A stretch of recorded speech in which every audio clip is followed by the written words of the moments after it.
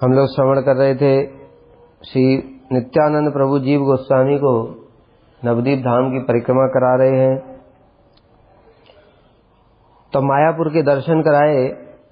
तब जीव गोस्वामी ने पूछा कि प्रभु, मेरे मन में संशय हुआ है, जब गंगा देवी पुनः मायापुर को प्रकाशित करेगी तो उस समय भक्त किसके चिन्ह के माध्यम से योगपीठ को प्रकाशित करेंगे। नित्यानंद प्रभु ने बताया, महाप्रभु अब प्रकट हो जाएंगे, उसके बाद में गंगा देवी पूरे मायापुर को जलमग्न कर देंगी। 100 साल के बाद फिर पुनः प्रकाशित होगा। तो जीव गोस्वामी पूछ रहे हैं कि कैसे पता चलेगा कि ये मायापुर है। नित्यानंद प्रभु बोले, सुन जीव गंगा जबे अच्छा दिव्य स्थान, मायापुर एक कोणे रवे विद्यमान। जब गंगा मायापुर को ढक लेगी उस समय मायापुर का एक कोना बचा रहेगा। तथा यवनवास हईवे प्रचुर तथा रहीवे तारनाम मायापुर। वहां पर बहुत सारे यवन मुस्लिम वास करेंगे, लेकिन फिर भी उसका नाम मायापुर ही रहेगा। अवशिष्ट स्थाने पश्चिम दक्षिणे ते 500 धनु पारे पाइवे देखिते। किचु उच्च स्थान सदा तृणावरण, से स्थान जगन्नाथ मिश्रेर भवन। और जो स्थान बचा रहेगा उसके पश्चिम दक्षिण दिशा में 1 किलोमीटर दूर पर सदैव घास से ढका हुआ एक उच्च स्थान दिखाई देगा। तो जब गंगा जी ढक लेंगी ना उसको, तो उस समय क्या होगा, फिर उसके बाद में एक घास से ढका हुआ एक ऊंचा टीला जैसा दिखाई देगा। वही जगन्नाथ मिश्र का भवन है। तथा इते पंचधनु वृद्ध शिवालय, यही परिमाण धरी करीबे निर्णय। और वहां से 10 मीटर की दूर पर वृद्ध शिवालय है। जो हमने देखते हैं ना, महाप्रभु का जो जन्म स्थान है उसके पीछे ही 10 मीटर की दूरी पर क्या शिव जी हैं, शिव जी का मंदिर है, वो वृद्ध शिवालय। शिव डोबा बलि खात देखते पाइबे, सही खात गंगा तीर बलिया जानिबे। जहां शिवडोबा नाम की एक खाई दिखाई देगी वही इंगित करेगी कि यह पहले गंगा यहीं बहती थी। भक्तगण यही रूपे प्रभु इच्छाए प्रकाशिबे लुप्त स्थान जाना निश्चय। इस प्रकार भक्त लोग महाप्रभु की इच्छा के अनुसार लुप्त स्थान को प्रकाशित करेंगे। और कब ये प्रारंभ होगा?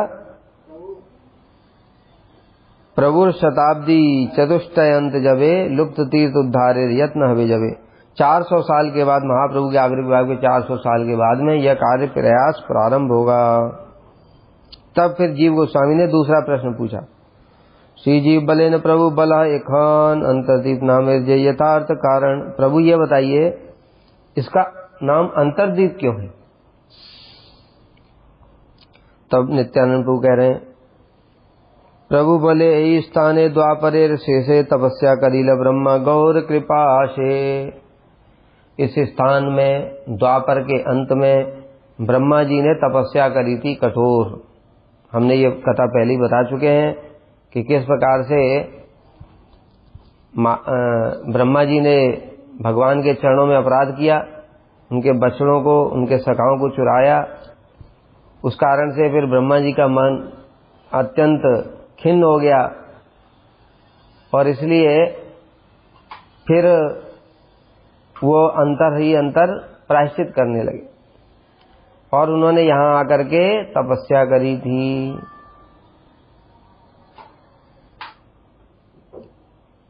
यही बुद्धि दोषे ए तबु ब्रह्मा मने मने करीला विचार, ब्रह्म बुद्धि है मोर है अतिशय छार।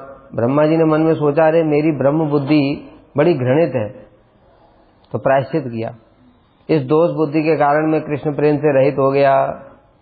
अगर मैं गोपाल बाल के रूप में जन्म लेता तो बड़ा गोपियों के स्वामी कृष्ण की सेवा कर पाता। उस लीला रस को देखने का सौभाग्य तो नहीं मिला, लेकिन कम से कम अब महाप्रभु का जो अवतार होगा उसमें तो मेरी दुर्बुद्धि ना हो कम से कम। यही बलि बहुकाल अंतरदीप स्थाने तपस्या करील ब्रह्मा रहील ध्याने। इस प्रकार से बहुत समय तक ब्रह्मा ने ध्यान लगाकर इसी अंतरदीप में तपस्या की थी। कतदिने गौरचंद्र करुणा करिया, चतुर्मुख सन्निधाने कहे नासिया। ओहे ब्रह्मा तब तपे तुष्ट है हमी, आसिलाम धिते जहा आशा करी तुम्ही। कुछ समय के बाद में गौरचंद्र ने कृपा किया ब्रह्मा जी के ऊपर और बोले, ब्रह्मा तुम्हारी तपस्या से मैं प्रसन्न हूँ और तुम्हें वर देने आया हूँ। नयन में लिया ब्रह्मा देखी गौर राय, अज्ञान हैया भूमि पड़ीला तथाय। जब ब्रह्मा जी ने नेत्र खोल करके देखा, महाप्रभु के दर्शन किए, तो वहीं मूर्छित होकर के गिर पड़े प्रेम के कारण। ब्रह्मार मस्तके प्रभु धरिला चरण, दिव्य ज्ञान पे ब्रह्मा कर स्तवन। आमी दीनहीन अति अभिमान वशे, पासरिया तव पद फिरी जड़ रसे। ब्रह्मा के मस्तक पर प्रभु ने अपने चरण कमलों को रख दिया। दिव्य ज्ञान प्राप्त करके ब्रह्मा स्तुति करते हुए कहने लगे, प्रभु मैं अत्यंत दीनहीन हूँ, अभिमान के कारण मैंने आपके चरणों में अपराध कर दिया। आमी पंचानन इंद्र आदि देवगण अधिकृत दास तब शास्त्रे लिखन। मैं ब्रह्मा, पंचानन शिव और इंद्र सभी देवता आपके दास हैं। अब देखो यहाँ पर महाप्रभु के अवतार की एक और महिमा सुन। महाप्रभु कृष्ण से भी दयालु हैं, इसका प्रमाण है यहाँ पर। क्या? ब्रह्मा जी ने अपराध किया कृष्ण के चरणों में, उनके बछड़ों को सखाओं को चुराया, लेकिन उसके लिए उन्होंने क्षमा याचना करी आकर के। हंस से उतरे, चारों माथा अपना जमीन पर रखा और भगवान को साष्टांग प्रणाम किया। बड़े सुंदर सुंदर श्लोकों में स्तुतियां की। अहो भाग्यम नंद गोप ब्रजोक साम यन मित्रम परमानंदम पूर्णम ब्रह्म सनातनम। और बड़े सुंदर तत्ते अनुकंपाम सुसमी चिमाड़ो श्रेयम स्थितिम भक्ति मुदस्थिते विवो क्लिश्यंति ये क्लेवल बोल ज्ञाने प्रयासम उदपास। कितने सारे सुंदर सुंदर श्लोकों में भगवान की स्तुति की, किंतु भगवान ने उनकी तरफ देखा तक नहीं, प्रसन्न ही नहीं हुए। और ब्रह्मा जी दुखी होकर के, मतलब दुखी नहीं होकर के, मतलब कि उनको कुछ समझ में ही नहीं आ रहा, भगवान को अच्छा लगा नहीं लगा, क्षमा किया नहीं किया, क्या हुआ पता नहीं। अंत में मौनम स्वीकृति लक्षणम, कि मौन रह गए भगवान, इसलिए मौन को क्या कहते हैं? स्वीकृति का लक्षण, कि हाँ ठीक है। अपने आप ही मन से ऐसे सोच करके ब्रह्मा जी अपने लोक को चले गए। भगवान ने उनके ऊपर कृपा नहीं करी।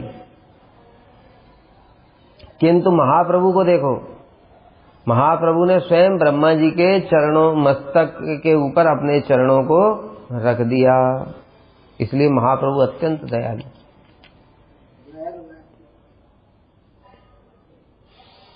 तो ब्रह्मा जी स्तुति करें, प्रभु मेरे जीवन का आदि आयु तो बीत गई है, अब मुझे चिंता हो रही है कि आदि आयु कैसे बचेगी। बहिर्मुख होने पर मन में बहुत कष्ट होता है।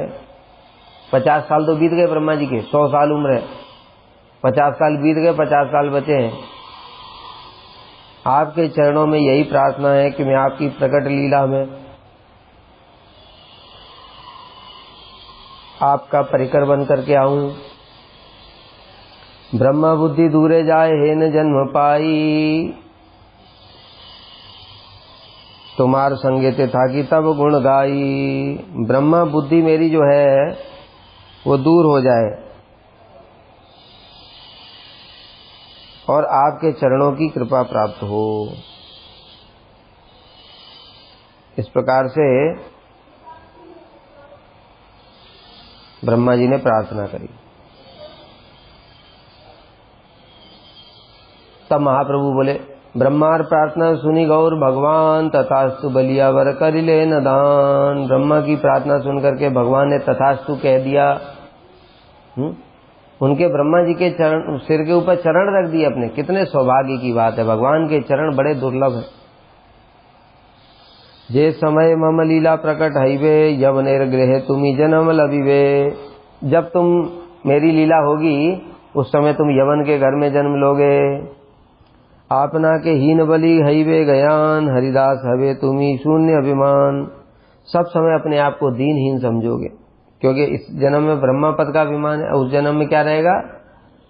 अभिमान नहीं रहेगा। क्यों? क्योंकि यवन रहोगे तुम, यवन मुस्लिम तुम्हारा नाम हरिदास होगा और तुम्हें कोई अभिमान नहीं रहेगा।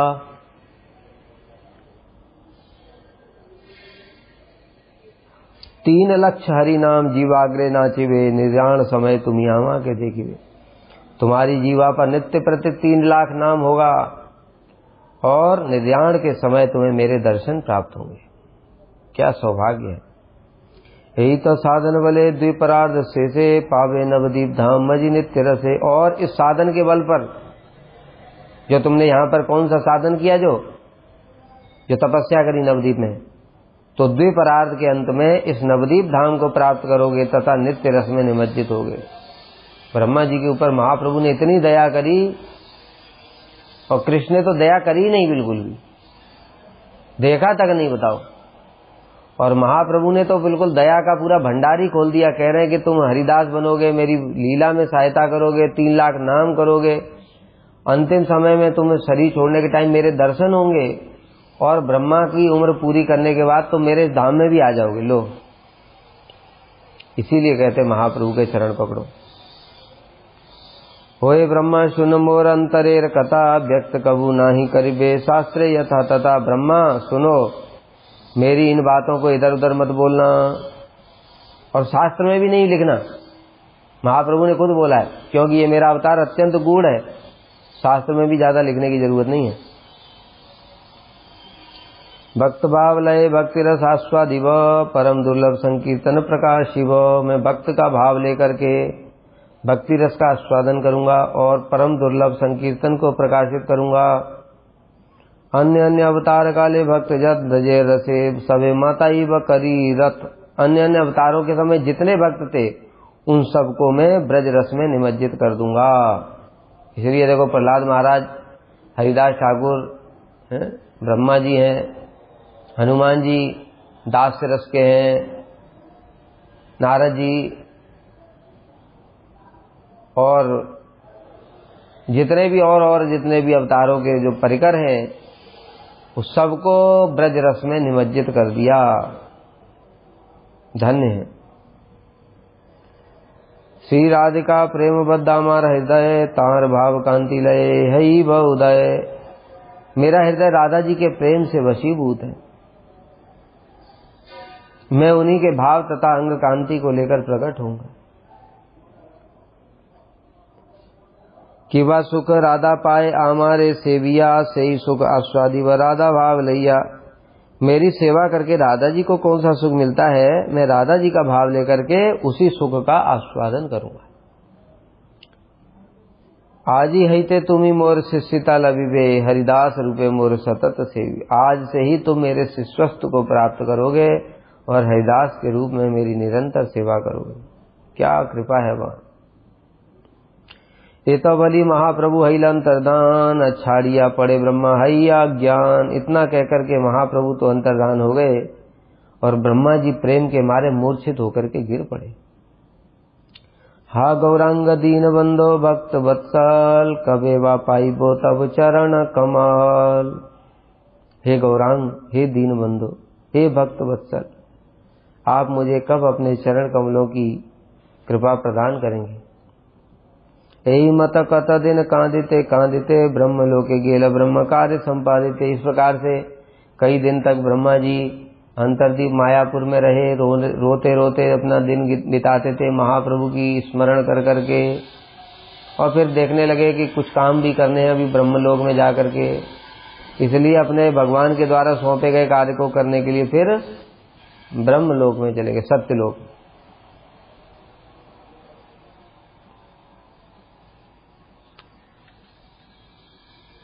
फिर पर दिन प्राते प्रभु नित्यानंद राय, शिवासी जीवलय गृह बाहिराय। संगे चले रामदास आदि भक्तगण, जाइते जाइते करे गौर संकीर्तन।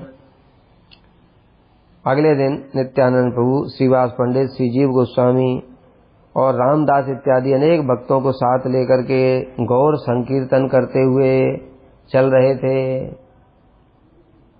अंतरदीप प्रांते प्रभु आइला जखन, श्री गंगा नगर जीवे देखाए तखन। अंतरदीप की सीमा पर आ गए प्रभु। सीमा पर आकर के उन्होंने जीव गोस्वामी को गंगा नगर के दर्शन कराए। प्रभु बोले सुन जी वही गंगा नगर स्थापिलेन भागीरथ रघुवंशधर। नित्यानंद प्रभु ने कहा जीव सुनो, रघु के वंशधर भगीरथ ने इस गंगा नगर की स्थापना की थी।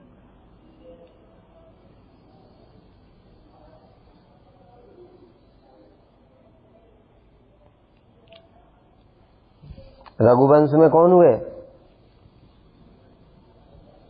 सगर राजा सगर हुए। सगर राजा, उस सगर के 2 पत्नियां थी। एक पत्नी से 60,000 पुत्र हुए थे और दूसरी पत्नी से असमंजस हुआ। तो जो 60,000 पुत्र थे उनको तो कपिल मुनि ने जला के भस्म कर दिया। फिर वो असमंजस हुए, उनसे असमंजस से हुए अंशुमान। अंशुमान ने भी तपस्या करी गंगा जी को लाने के लिए। अंशुमान के बाद में फिर हुए दिलीप। दिलीप ने भी फिर तपस्या करी। फिर दिलीप के हुए भागीरथ। भागीरथ ने फिर तपस्या की, बड़ी कठोर तपस्या गंगोत्री में जाकर के, तब गंगा जी प्रकट हुई थी। और भागीरथ आगे चल रहे थे शंख बजाते बजाते, और गंगा जी पीछे पीछे चल रही थी।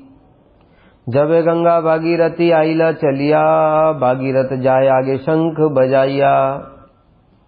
नवदीप धाम में आसी गंगा स्थिर, भागीरथ देखे गंगा न है बाहिर। किंतु नवदीप धाम में आकर गंगा जी रुक गई। अब तो भागीरथ जी सोच रहे क्या करूं अब मैं, गंगा जी तो आगे बढ़ ही नहीं रही हैं। पीछे मुड़ करके देखा गंगा जी खड़ी हो गई। भयते विह्वल है राजा भगीरथ, गंगा निकटे आइला फिर कतपत। भगीरथ राजा भयभीत हो गए, पता नहीं क्या हो गया, गंगा जी आगे नहीं जाएंगी तो फिर फायदा क्या रहा। इतनी मेहनत करी, इतनी तपस्या करी, गंगा जी का जब तक स्पर्श नहीं होगा तब तक उद्धार नहीं होगा पूर्वजों का। इसलिए गंगा जी के पास पहुंचे। गंगा नगरे ते बसी तप आरंभीला, तपे तुष्ट गंगा साक्षा थैला। और गंगा नगर में, यहीं पर गंगा नगर में बैठ करके उन्होंने तप किया। तप से संतुष्ट होकर के गंगा देवी ने साक्षात रूप में उन्हें अपना दर्शन प्रदान किया। भागीरथ बले माता तुम्ही नहीं गेले, पितृलोक उद्धार न हवे कौन काले। गंगा को देखकर भागीरथ ने कहा, माता यदि आप आगे नहीं जाएंगी तो मेरे पितरों का कभी उद्धार नहीं होगा। वो ऐसे ही राख बन करके पड़े हुए हैं, भस्म होकर। कितने हजारों साल बीत गए। गंगा बले सुन बाछा भगीरथ धीर, किछु दिन तुम्ही हेता है था स्थिर। गंगा जी ने कहा, पुत्र सुनो, दृढ़ और शांत चित्त वाले हे भगीरथ, तुम कुछ दिन यहीं गंगा नगर में ही वास करो। जिस स्थान पर भगीरथ ने तपस्या की थी वो स्थान का नाम क्या हुआ? गंगा नगर। फिर उन्होंने बताया, गंगा जी ने, कुछ दिन यहीं रहो, उसके बाद माघ मासे आसी आची नवदीप धामे, फाल्गुनेर से जावत तब पित्र कामे। मैं माघ मास में इस नवदीप में आई हूं और फागुन मास के अंत में तुम्हारे पितृ उद्धार के लिए जाऊंगी। फागुन मास मतलब क्या? यही चल रहा है अभी, यही फागुन चल रहा है, तो मार्च, ठीक है, फागुन में ही तो होली होती है। फागुन मास के अंत में ही नवदीप से गंगा जी चली थी उनके पितरों के उद्धार के लिए। इसलिए साधारण मास नहीं है, इसी में महाप्रभु प्रकट हुए फागुन मास में। जहां चरण जलामी भगीरथ, तार निज धामे मोर पूरे मनोरथ। हे भगीरथ, मैं जिनके चरण कमलों का जल हूं, उन्हीं के अपने धाम में मेरे सभी मनोरथ पूर्ण होते हैं। गंगा जी कह रही हैं, क्योंकि गंगा जी रुक गई नवदीप धाम में, आगे बढ़ नहीं रही है। भगीरथ परेशान हो गए, अगर ये आगे नहीं गई तो क्या होगा। तो गंगा जी ने फिर गंगा जी की तपस्या करी। तपस्या करके फिर गंगा जी ने बताया कि अरे भगीरथ, मैं तो उनका चरणामृत हूं, भगवान का। जिनका मैं चरणामृत हूं, उनके धाम में रह करके मेरी भी इच्छा पूरी होती है, इसलिए मैं रुक गई हूं। गंगा जी की क्या इच्छा है? महाप्रभु मेरे जल में क्रीड़ा करें, सुंदर सुंदर लीला करें। यही उनकी इच्छा है। उसके लिए तो गंगा जी ने तपस्या की थी, बताया था ना, यमुना जी की तरह तपस्या करी, यमुना जी का इतना सौभाग्य है, मेरा कैसे होगा। तो महाप्रभु ने फिर आशीर्वाद दिया। फाल्गुन पूर्णिमा तिथि प्रभु जन्मदिन, सही दिन मम व्रत आछे समीचीन। क्या कह रही गंगा जी, फाल्गुन की पूर्णिमा तिथि वाले दिन मेरे प्रभु का जन्मदिन है, उस दिन मैं व्रत धारण करूंगी। गंगा जी भी व्रत रखेंगे। सही व्रत उद्यापन करिया निश्चय, चली व तुम्हार संगे ना करी है भय। अगले दिन उस व्रत का उद्यापन करके, पारण इत्यादि करके मैं अवश्य तुम्हारे साथ जाऊंगी, तुम भय मत करो, चिंता मत करो, ये मत सोचो मैं नहीं जाऊंगी। लेकिन मेरे प्रभु का जन्मदिन आ रहा है, वो जन्मदिन में मैं व्रत रखूंगी, व्रत रख करके अगले दिन पारण करके फिर जाऊंगी तुम्हारे साथ। यानी गंगा जी कब गई, नवद्वीप से प्रतिपदा, गौर पूर्णिमा के अगले दिन प्रतिपदा के दिन चल दी वहां से गंगा जी। ये गंगानगरे राजा रघुकुलपति, फाल्गुन पूर्णिमा दिन करीला बसती। इसी गंगानगर में राजा भगीरथ ने फाल्गुनी पूर्णिमा पर्यंत वास किया था। ठीक है, माघ मास में आई थी गंगा जी, और नवद्वीप ने भगीरथ ने फाल्गुनी पूर्णिमा तक उन्होंने भी वास किया, गंगा जी ने भी वास किया, उन्होंने भी वास किया। और उसके बाद अगले दिन फिर प्रातःकाल गंगा जी का पद प्रदर्शन करते हुए आगे चलने लगे। जय जन श्री फाल्गुन पूर्णिमा दिवसे, गंगा स्नान करी गंगा नगरे ते बसे। गौरांग पूजा करे उपवास करी, पूर्व पुरुषेर सहसे जाए तरी। अफल बता रहे, जो व्यक्ति इस फाल्गुनी पूर्णिमा के दिन गंगा स्नान करके इस गंगा नगर में रह करके उपवास करता है तथा गौरांग महाप्रभु की पूजा करता है, वह अपने पूर्वजों सहित इस संसार सागर से तर जाता है। सहस्त्र पुरुष पूर्वगण संगे करी, गोलोक प्राप्त है यथा तथा मरी। वह व्यक्ति अपने 1000 पूर्वजों के साथ गोलोक को प्राप्त करता है, भले ही वह कहीं पर भी अपना शरीर क्यों न छोड़े। ऐसा नहीं कि उपवास किया वहां पर और फिर उसके बाद तो बेचारा कहीं गया था काम से, दूसरी जगह मर गया वहीं, तो उपवास बेकार नहीं जाएगा। ठीक है। ओहे जीव स्थानेर महात्म्य अपार, चैतन्य नित्य यथा कैला कतवार। इस स्थान का महिमा अपार है, क्योंकि यहाँ पर न जाने कितनी बार चैतन्य महाप्रभु ने नृत्य किया था इस स्थान पर गंगानगर। अच्छा, विशेष बात है कि महाप्रभु का धाम अपराध का विचार नहीं करता है, महाप्रभु का नाम अपराध का विचार नहीं करता है, तो फिर हमारा उद्धार क्यों नहीं हो रहा? फिर कारण क्या है? महाप्रभु का नाम अपराध का विचार नहीं करता, लेकिन नाम अपराध भी तो 10 प्रकार के होते हैं, उसमें प्रमादवश नाम करना ये भी नाम अपराध है। इस प्रकार के नाम अपराध का तो विचार नहीं करेगा महाप्रभु का नाम, लेकिन साधु निंदा, गुरु अवज्ञा, अब बताओ करेगा कि नहीं करेगा?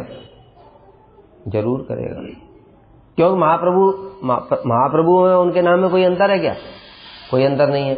महाप्रभु ने स्वयं अपराध का विचार किया है। किसके लिए? गोपाल चापाल। क्या बोला उसको? अरे दुष्ट, तूने भवानी पूजन कराया श्रीवास को, तुझे कोटि जन्म तक रौरव नरक में सड़ाऊंगा। छोड़ा नहीं। जितने भी वैष्णव अपराध वाले जितने भी प्रसंग हैं सब चैतन्य चरितामृत, चैतन्य भागवत, प्रभु ने किसी को क्षमा नहीं किया।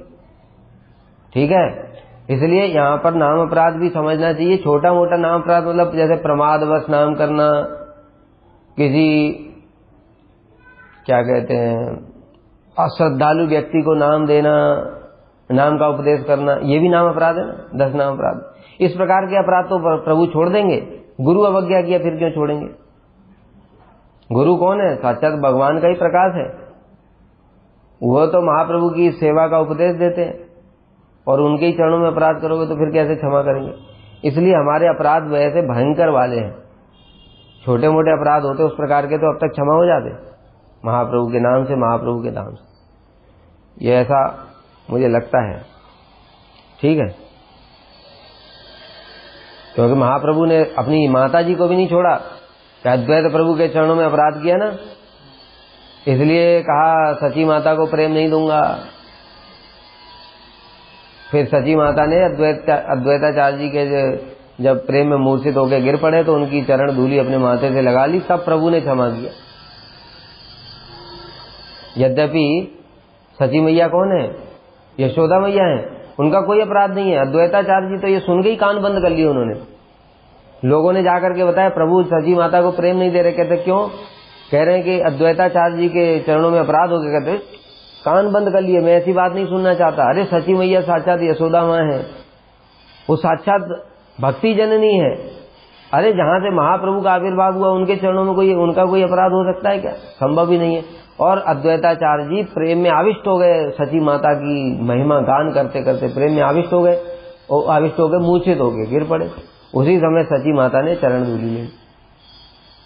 तो सची माता का कोई अपराध संभव नहीं है, भगवान के नित्य पार्षदों का कोई अपराध नहीं होता, ये सब समय याद रखना चाहिए।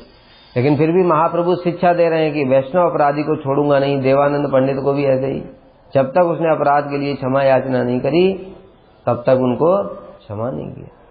गोपाल चापाल को भी ऐसे।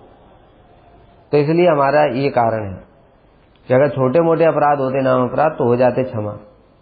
लेकिन हमने वैष्णवों के चरणों में साधु निंदा, गुरु अवज्ञा, ये सब किया है।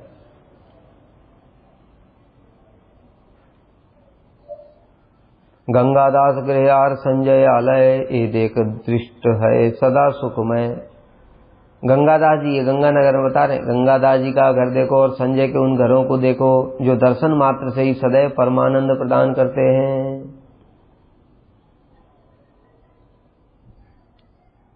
अब बल्लाल दीर्घिका, इहार पूर्व थे जय दीर्घिका, गंगानगर के पूर्व दिशा में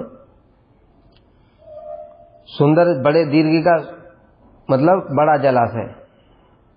इसका महात्मा सुनो। बल्लाल दीर्घ का नाम है ये छेकान सत्युग छिलेर कत विवरण। सत्युग में क्या हुआ था इसका वर्णन मिलता है। ये जलाशय सतयुग से ही प्रसिद्ध है। पृथु नामे महाराजा उच्च नीच स्थान, काटिया पृथ्वी जबे करीला समान। सही काले ए स्थान समान करीते, महाज्योतिर्मय प्रभा उठे चतुर्भिते। जब पृथु महाराज, मतलब पृथु कुंड भी बोलते हैं, जो मैंने बताया था ना, कहाँ पर है ये? चंद्रशेखर भवन।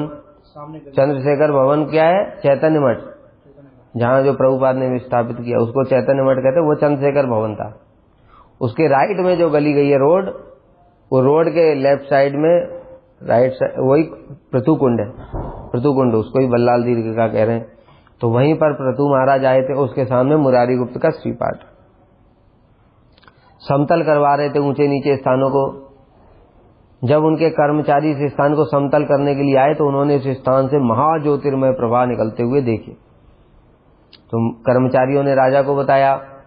राजा ने ध्यान लगा करके देखा। राजा तो साधारण नहीं बताया, शक्त्यावेशावतार है, पालन शक्ति का आवेश है उनके अंदर। स्थानेर महात्म गुप्त राखवार तरे आज्ञा दिला करे, कुंड स्थान मनोहरे। इस स्थान पर एक मनोहर कुंड का निर्माण करने के लिए महाप्रभु ने आज्ञा प्रदान की। बल्लाल दीर्घ का अपर नाम पृथु कुंड, इसको पृथु कुंड या बल्लाल दीर्घ का बोलते हैं। ये कुंड करीला तहा पृथु कुंड नामे विख्यात हिला सर्व नवदीप धामे। वह पृथु कुंड के नाम से प्रसिद्ध हो गया।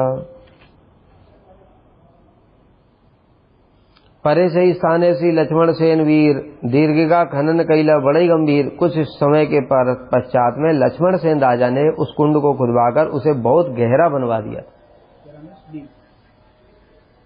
निज पितृलोकेर उद्धार करी आस, बल्लाल दीर्घ का नाम करील प्रकाश। अपने पितरों का उद्धार करने की आशा से उन्होंने इस कुंड का नाम बल्लाल दीर्घ का। बल्लाल मतलब क्या? उनके किसी पूर्वज का नाम था बल्लाल, और दीर्घ का माने कुंड। तो हम अपने कुंड के पूर्वजों के नाम पर रख दिया, उसे उन पूर्वजों का नाम से उद्धार हो जाए। अब राजा लक्ष्मण सेन का भवन, हे देखो टीला देखते सुंदर लक्ष्मण सेनेर गृह भग्न अंतः पर। ये सुंदर टीला देखो, यही राजा लक्ष्मण सेन का राजभवन था, किंतु अब यह नष्ट हो गया है। बाद में यवनों ने इस पर आक्रमण कर दिया, इस स्थान को दूषित कर दिया, इसलिए यहाँ पर अब यवनों के संग के भय से लोग यहाँ पर वास नहीं करते।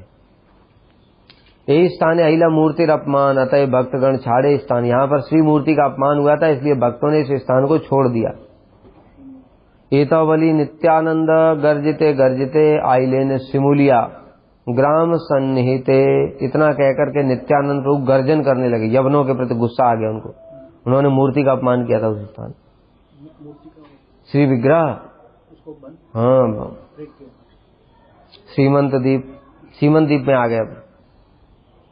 सिमुलिया देखी प्रभु जी प्रतिका, यही तो सीमंत द्वीप जानी है निश्चय। सिमुलिया को देख करके नित्यानंद प्रभु का जीव यह सीमंत द्वीप है, इसकी महिमा सुनो।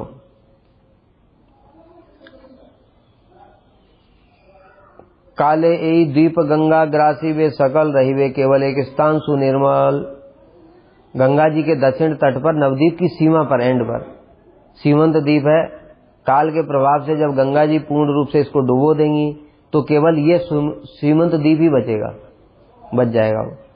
यथाय सिमुली नामे पार्वती पूजन करिवे विषयी लोग कर श्रवण। यहाँ पर लोग सिमुली के नाम से पार्वती की पूजा करेंगे। इसमें क्यों ऐसा सिमुली सीमंत द्वीप पड़ा, ये अब कथा बता रहे हैं नित्यानंद प्रभु। कौन काले सत्ययुग के देव महेश्वर गौरांग बलि नृत्य करीला विस्तार। किसी समय सत्ययुग में महादेव गौरांग का नाम लेते हुए बार बार नृत्य कर रहे थे। तब पार्वती देवी ने जिज्ञासा करी कि किसका नाम ले लेकर के आप ऐसे नृत्य कर रहे हैं। तो महाप्रभु शिवजी बोलने लगे, तुम्हारा अद्भुत नृत्य करी दर्शन सुनिया गौरांग नाम गले मोर मन। आपका अद्भुत नृत्य का दर्शन करके और आपके मुख से गौरांग नाम श्रवण करके मेरा चित्त भी द्रवित हो रहा है, पार्वती देवी का। एते चुनिचे मंत्र तंत्र एतकाल से सब जानिनु मात्र जीवेर जंजाल। अतः बल प्रभु गौरांग संधान भजिया ताहरे अमी पाई व परण। मैंने आज तक जितने तंत्र मंत्र सब सुने हैं, मुझे अनुभव हो रहा है ये सब केवल जीव के जंजाल ही हैं। जो वेदों में भी बताए ना, सब क्या है, जीवों के जंजाल ही हैं।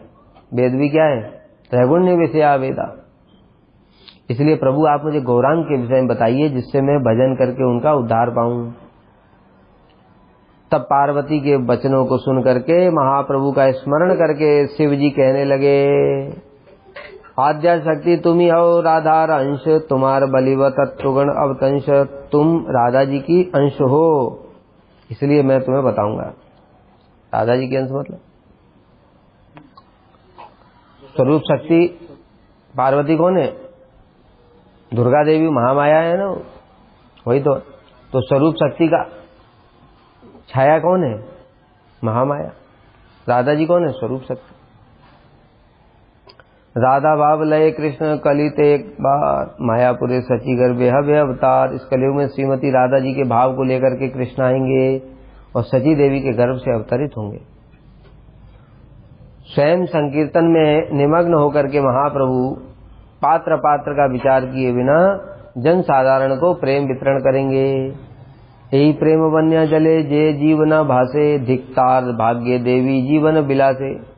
इस प्रेम की बाढ़ में जो जीव डूबेगा नहीं, वो क्या होगा, महादुर्भागा होगा। धिक्कार है उसको, उसका जीवन धारण करना ही व्यर्थ। अरे जिन्होंने पशु पक्षियों को, शेर, हिंसक, हाथी, चीता, भालू, सांप सबको प्रेम दे दिया, फिर भी जो रह गया वो कितना दुर्भागा है। प्रभुर प्रतिज्ञा स्मरी प्रेमे जाई भासी, धैर्य न धरे मन छाड़ी लाम काशी। महाप्रभु की प्रतिज्ञा का स्मरण करके ही मैं प्रेम के कारण मैं काशी में नहीं रह पाया, धैर्य धारण नहीं कर पाया, इसलिए यहाँ पर आकर के रहता हूँ। काशी को छोड़ दिया और मायापुर की अंतिम सीमा जहाँ पर जाह्नवी का तट है, वहीं कुटिया में रह करके गौरांग महाप्रभु का भजन करूंगा। काशी में क्यों रहूंगा, क्या फायदा। धूर जटिर वाक्य सुनी पार्वती सुंदरी आइलेन सीमंत द्वीपे त्वरा करी। इस प्रकार से जटाधारी शंकर जी के वचनों को सुन करके पार्वती देवी शीघ्र ही तुरंत सीमंत द्वीप में आ गई। गौरांग रूप सदा करे न चिंतन, गौर बलि प्रेम वासे स्थिर न हिमन। गौरांग रूप का स्मरण करने लगी और गौर बोलते बोलते आनंद में डूबने लगी और मन को स्थिर नहीं कर पाई। कत दिने गौरचंद्र कृपा वितरिया, पार्वती देखा दिला सगण आसिया। थोड़े दिन के बाद महाप्रभु गौरचंद्र सपरिकर पार्वती को अपना दर्शन दिए। तप्त कांचन उनका गौर कांति, दीर्घ कलेवर, मस्तक पर घुंघराले बाल और अंग प्रत्यंग अत्यंत सुंदर। त्रिकच्छ धोती धारण किए हुए थे महाप्रभु, इसलिए त्रिकच्छ धारण करना चाहिए, लुंगी नहीं पहनना चाहिए। और गले में अद्भुत फूलों की माला शोभित हो रही थी। तो गौर राय ने कहा, बताओ पार्वती तुम यहाँ क्यों आई हो? जगतेर प्रभु पदे पड़िया पार्वती, जाना यापन दुख स्थिर न हिमती। महाप्रभु के चरणों में गिर पड़ी और कहने लगी, ओहे प्रभु जगन्नाथ जगत जीवन, सकलेर दयामय मोर विडम्बन। प्रभु आप जगन्नाथ हैं, जगत वासियों के जीवन हैं, सबके प्रति दयालु है, फिर मेरी वंचना क्यों कर रहे हैं? क्या वंचना? कि आपने मुझे बहिर्मुख जीवों को दंड देने के लिए नियुक्त किया है। खूब मच्छर काट रहे, कल से मोजा पहनना पड़ेगा।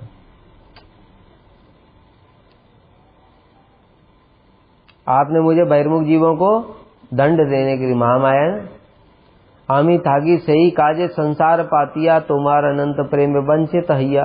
मैं सब समय उसी काम में लगी रहती हूँ।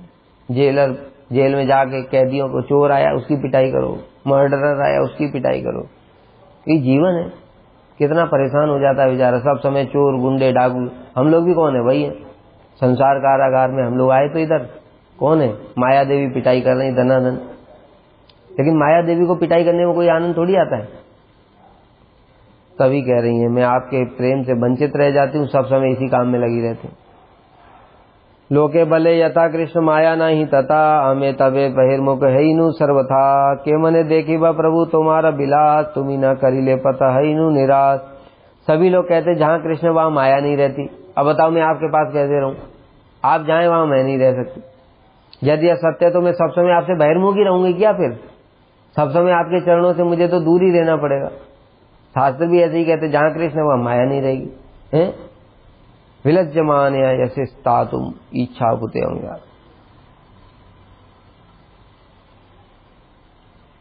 तो मैं आपके नित्य विलास का किस प्रकार से दर्शन करूंगी? यदि आप ही कुछ उपाय बताओ तभी मेरा कुछ होगा, नहीं तो मैं बिल्कुल निराश ही रहूंगी।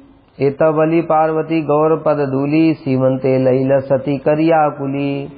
सही हईते श्री सीमंत दीप नाम हिला, सिमुलिया बलिया जनते कहिला। सुनो, और ऐसा कह करके सती देवी व्याकुल हो गई गौर प्रेम। और उन्होंने क्या किया? महाप्रभु की चरण धूलि को लिया और अपने सीमंत मांग, सीमंत माने मांग में भर लिया।